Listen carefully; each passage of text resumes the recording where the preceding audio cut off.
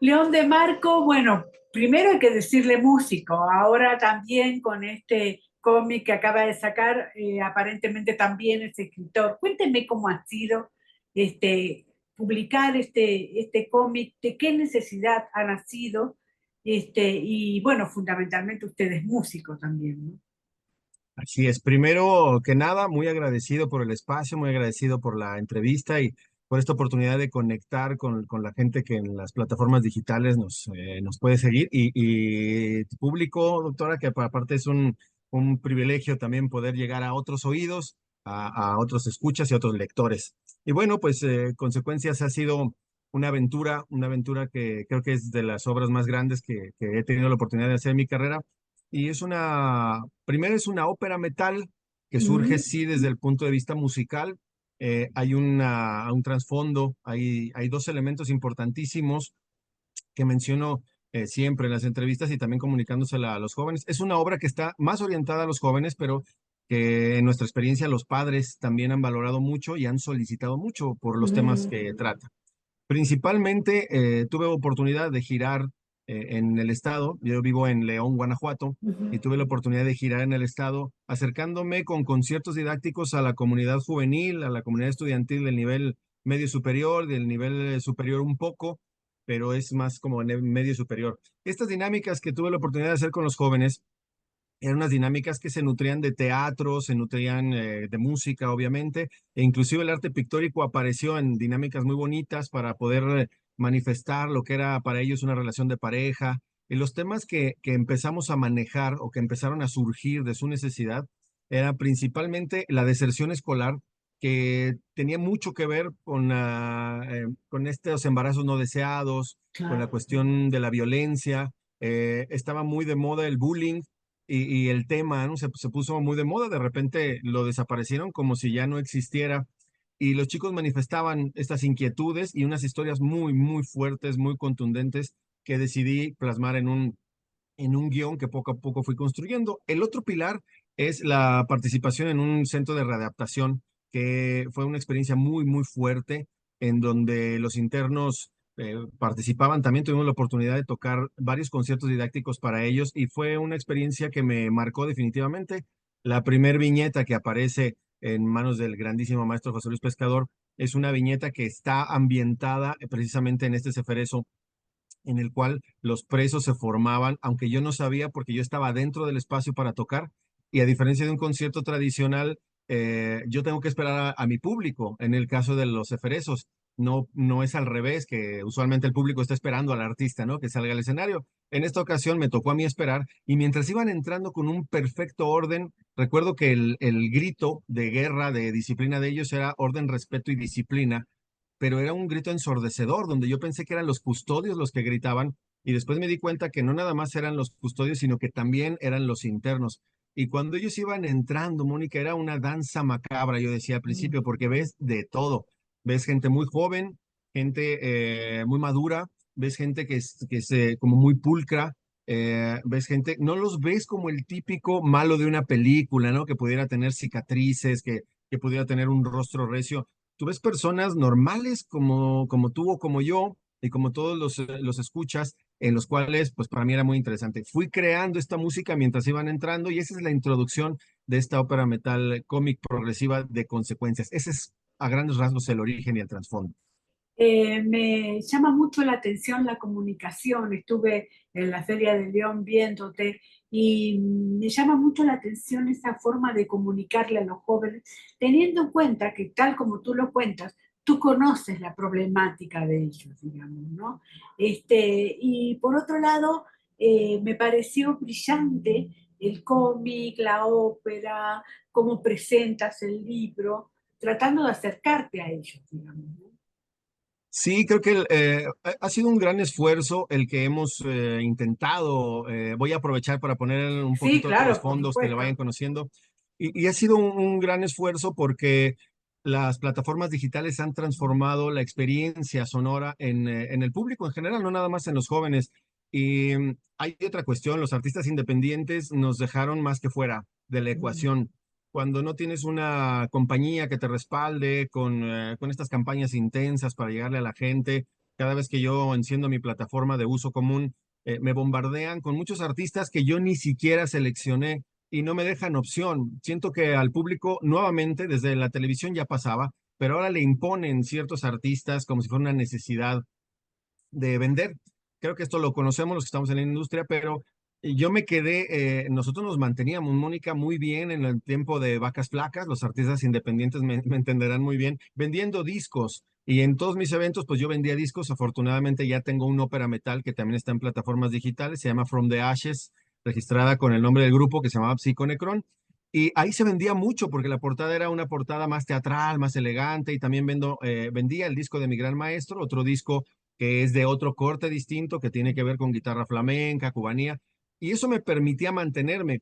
Y entonces yo tuve que idear una manera de que el público siguiera consumiendo un producto que se toca, porque en la actualidad, como les dije a los jóvenes, todos nos los rentan, ya no tenemos Claro. nada, pagamos un dinero por rentas, ya no poseemos.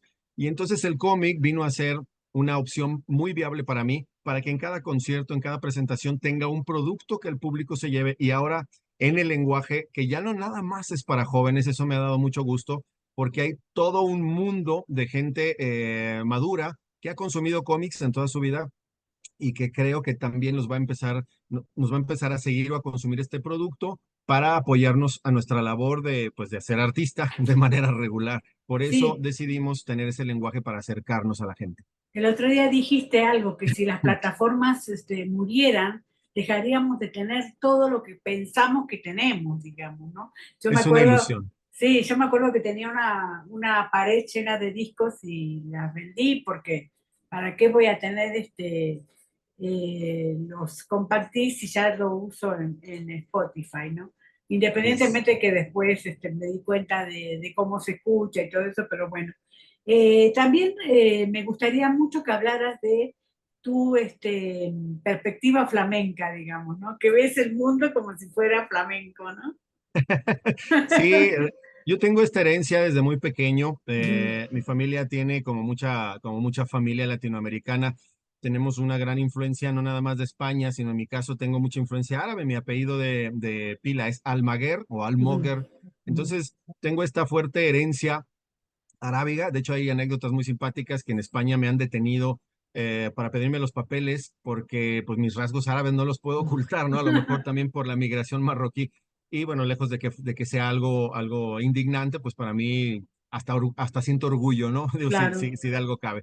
Entonces, he crecido con la música flamenca, Mónica, desde muy jovencito escucho a Escudero, escucho a Sabicas, por supuesto al dios de la guitarra que es Paco de Lucía y mi maestro Manolo Sanlúcar, entre otros grandes guitarristas. Y yo crecí escuchando cante, crecí escuchando guitarristas, sobre todo guitarra de concierto. Mi perspectiva artística se ha nutrido mucho del flamenco y como nos enseñó el maestro Manolo Sanlúcar a un montón de generaciones de guitarristas formados a amar el flamenco y a estar muy agradecidos, porque en una ciudad como la que yo vivo, que es extremadamente industrial, me ha permitido tener un lugar, un espacio, un huequito en el mundo artístico y también en el país y en algunos lugares donde he tenido la oportunidad de manera internacional de compartir el arte, me ha permitido como tener un espacio. Recuerdo que en Argentina fui y me presenté en el Centro Cultural Carlos Gardel y esperaban, claro, era un guitarrista mexicano y cuando abre el guitarrista mexicano abre por tango flamenco. Y entonces se empiezan a quedar, yo les veía el rostro como extrañados. Después tocó el guapango de José Pablo Moncayo y algo muy mexicano y como que entran en una zona de, bueno, ya sé a lo que vine. Y termino con un tango que compuse para la ciudad de Buenos Aires y eso ya era una confusión total. Al final, claro, el público argentino que fue muy cálido me hacía muchas preguntas, era muy curioso y me decía, ¿por qué? Yo vengo a ver un guitarrista mexicano y ¿por qué tocas todos esos estilos? Y yo creo que es porque me han conformado dentro de mi mundo sonoro.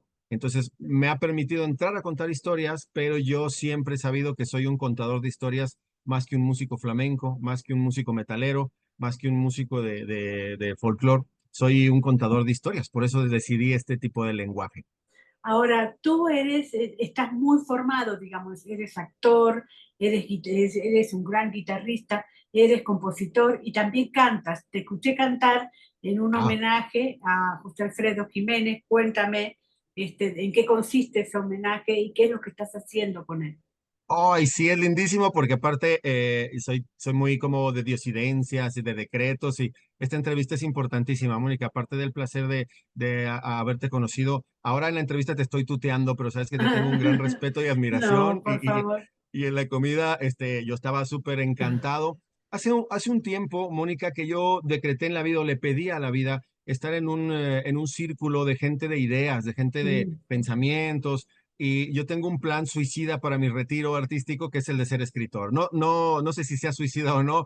El arte cada vez te enfrenta retos más grandes, pero no me importa. Me voy a morir haciendo lo que más me gusta y ahora me meto en este mundillo de las letras. Me he intentado formar explotando todas mis capacidades, Mónica, Mm. porque me da más herramientas para contar más historias todavía. Estudié mi nivel medio y superior de música hace muchos años en canto operístico. No era mi fuerte, en honor a la verdad. Me esforcé, pero creo que por ahí no era mi camino, pero adquirí herramientas importantes y decidí entrar a la música folclórica mexicana, o en este caso al Mm. mariachi, porque sabes que el folclore es extensísimo y Por ahora, supuesto. pues ahora lo sabemos cómo lo han sobreexplotado en algunos rubros, Mm. pero la música mexicana también me acompañó porque la parte curiosamente árabe de mi familia, que es la parte de mi padre, no escuchaba otra cosa que no fuera mariachi y Ray Conniff. Y el piporro, claro. Esos tres Mm. eran como pilares fundamentales de mi desarrollo de parte de mi padre. Es una herencia muy paternalista. Y entonces yo me meto a hacer arreglo porque tuve la fortuna y el privilegio de compartir escenario y compartir como guitarrista flamenco contratado por otros cantantes mexicanos. Tuve la oportunidad de compartir con parte del mariachi que acompañó a Vicente Fernández y Alejandro Fernández en muchas etapas de su carrera artística. Cuando los conozco, veo que son músicos formados, que son músicos estudiados, empiezo a hacer cosas con ellos. Genero un concierto que se llama Nuestro México, son piezas muy selectas, que canta la guitarra y lo acompaña el mariachi, y decido rendirle un tributo y un muy merecido homenaje a uno de los cantautores más grandes que ha dado esta tierra mexicana, como es José Alfredo Jiménez. Me toca clausurar el primer festival José Alfredo Jiménez en Dolores Hidalgo, ni más ni menos, pero fue una clausura, Mónica, creo que lo platicábamos, una clausura como que me dejó una espina clavada, porque yo no tenía un programa para José Alfredo. Toqué esas piezas de este concierto Nuestro México para rendirle un homenaje como a Mm. manera de serenata. Pero al final me quedo con esta espina y digo, en lugar de componerle un tema, le voy a componer toda una obra. Y entonces, asesorado por don Pepe Asanza Jiménez, que fue su primo, Ujú. y que estuvo, su sobrino, si mal no recuerdo, y estuvo en las andanzas, él escribió un libro bellísimo y me Ujú. empiezo a nutrir de sus anécdotas. Me invita a la Casa Museo en Dolores Hidalgo. Cuando no abre, me invita a un desayuno. Pasé momentos muy lindos porque conocí otra parte de José Alfredo y decido componer esta obra en la cual ahora mismo en esta entrevista decreto esta colaboración, Mónica, que podemos tener este intercambio para que podamos llevar a cabo una producción que sea muy profesional, con gente muy conocida y que Ujú. estas piezas vean la luz en voces de gente que le gusta mucho al público, ¿no? Qué maravilla. Ahora, también estás por terminar un disco que se llama Flamenco Tango, algo así. Tiempo tango. Tiempo Tango. Cuéntame un Yes. poquito.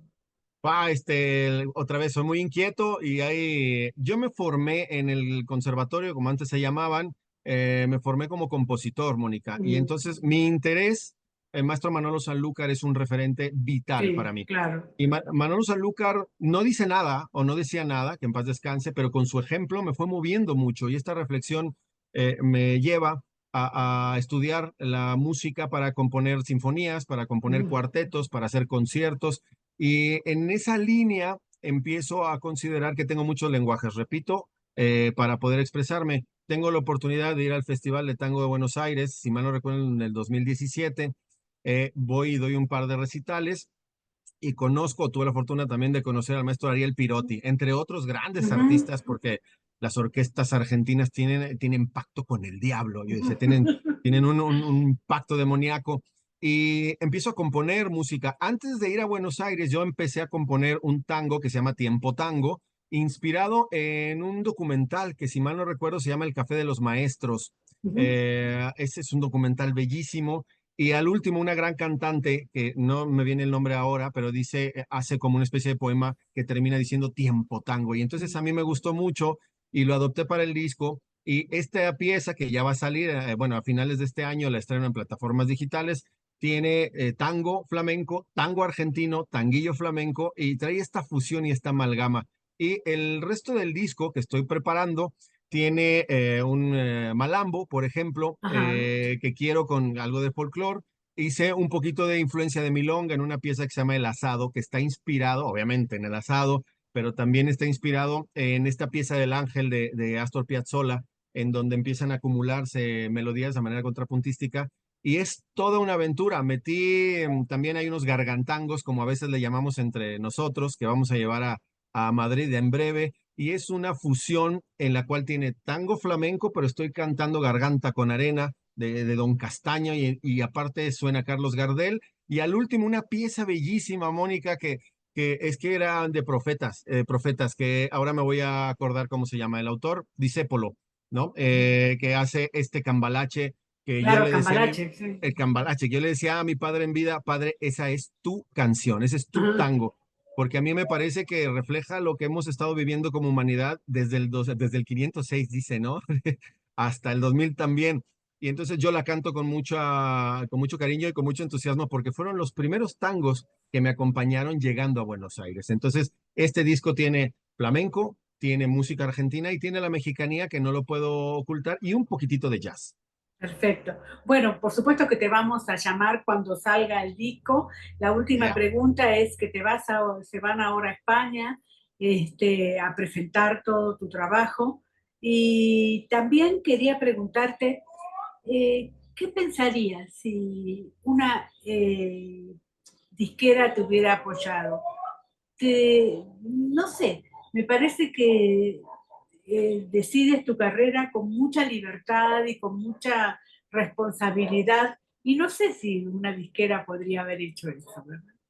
Mónica, ese es muy interesante el ejercicio porque, bueno, ha de saber tu audiencia que yo trabajo con María Esther y María Esther es una gran promotora y Sí, publirelacionista y hemos hecho de todo.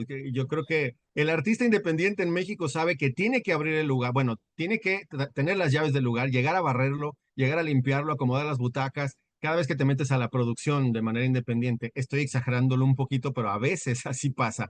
Entonces, en alguna ocasión fuimos a ver al cine un concierto de la banda Dream Theater que aparte me inspiró mucho para escribir las óperas metal y yo le decía, ¿tú crees que una disquera puede ayudarnos a difundir? Es que sería un alivio porque tú te partes el lomo tocando puertas y algunas citas de trabajo son lamentables, dan mucha tristeza. Les decía de broma que algunas instituciones de cultura hasta me han dado ganas de sacar un billete de 500 pesos y ponérselos en el mostrador y decir, en el escritorio, tenga, mire, para que se aliviane, porque ya da vergüenza cómo son los recortes presupuestales, da mucha tristeza verlos que malabarean con recursos muy escasos y que a nivel gubernamental sigue brillando por su ausencia este verdadero y auténtico interés porque permee la cultura y la educación a la población. Son puras bueno, promesas. recursos muy escasos que de todas maneras también contemplan la corrupción, digamos, ¿no? Sí, Es decir, sí, hay recursos escasos, pero también hay mucha gente que roba. así es que no llega a las manos adecuadas Exacto. y hay otra priorización, nos como si priorizan otras cuestiones que nos están deshumanizando como sociedad. Y en México, todos lo sabemos, no es ningún misterio que se vive un verdadero escenario de terror, no en todos lados, pero sí es generalizada la sensación de violencia en un país que poco se preocupa por humanizarse a través del arte y bueno, los artistas, de verdad que nuestros esfuerzos podrían ser más grandes si una transnacional se interesara, pero como bien lo acabas de decir, es muy probable que ya empiecen a tomar decisiones sobre la música que tú quieres hacer. Yo no sé si esta obra existiría como existe. Ellos tampoco tienen tanto interés en impulsar, más bien están como a la pesca, a la Claro. captura de los números, ni siquiera del talento, del número. Y esto deshumaniza cada vez más.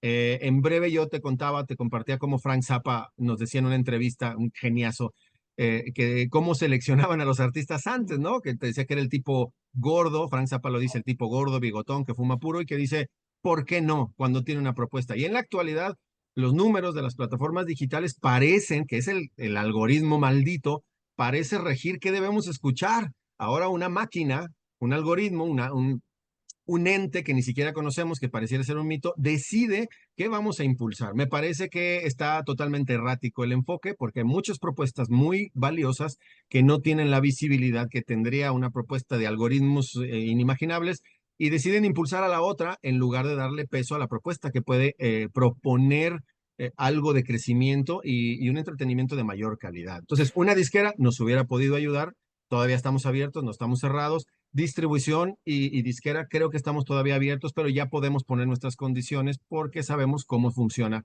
nuestro producto. Sí, también es cierto que las redes sociales también ofrecen un gran espacio de libertad, digamos, ¿no? Más allá de lo que nos quieran hacer escuchar, uno entra y hay un montón de propuestas que podemos escuchar libremente, ¿no? Sí, creo hay mucha variedad. El Sí, problema es que hay un espejismo en el cual te hace pensar que de verdad tienes un mundo a tus pies y cuando tú no educas a tu algoritmo, que eso es algo vital, cuando tú ves un video que no te gusta, tomarte 5 segundos para ponerle a los 3 puntitos de la esquina superior derecha, no mostrar más, eso te ayuda. El algoritmo es muy radical. Si tú ves un video de unas plantas porque se te apareció, te llamó la atención, a partir de ese momento aparecerán más sí, plantas. siempre el En, plan. en esta conversación pueden salir palabras clave que me lleven a que cuando yo colguemos la llamada en mi celular empiecen a aparecer videos de algo que yo mencioné, que puede ser gubernamental, que puede ser disqueras, ojalá.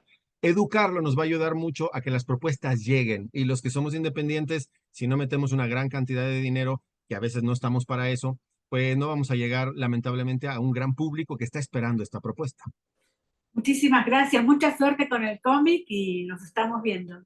Mil gracias, Mónica, por el espacio, mil gracias por la amistad y gracias por toda la paciencia. Espero que nos veamos muy prontito. Muchas gracias. Un abrazote. Abrazos.